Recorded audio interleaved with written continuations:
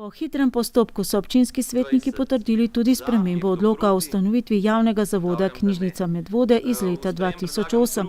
Zakaj je bila potrebna sprememba? Ker je vodstvo knjižnice občino opozorilo, da sestava sveta ni v skladu s področno zakonodajo, ki določa, da v primeru, ko je v knjižnici manj kot 20 zaposlenih, svet opravlja tudi funkcijo strokovnega sveta. Obstoječi petčlanski svet, ki mu mandat poteče decembra, je trenutno sestavljen iz 4 predstavnikov ustanovitelja, torej jih je imenoval občinski svet, enega pa so izbrali zaposleni sami. Po novem pa bodo v svetu le 3 predstavniki ustanoviteljice, 1 predstavnik zaposlenih in 1 predstavnik, to pa je ta sprememba po zakonodaji, predstavnik Kulturniške zbornice Slovenije.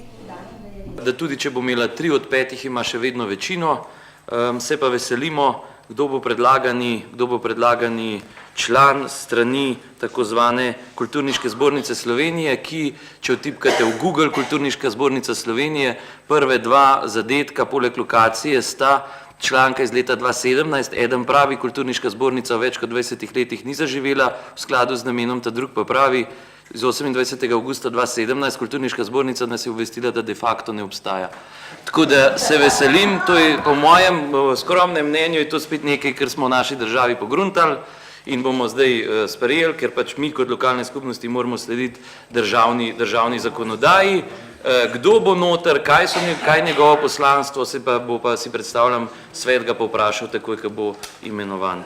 Hvala za besedo.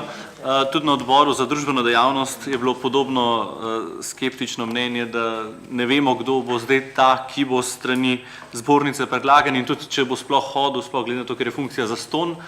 In še povrh vsega ne vemo, če sploh imajo zadostno število članov v tej zbornici, da bojo pokrili vse knjižnice.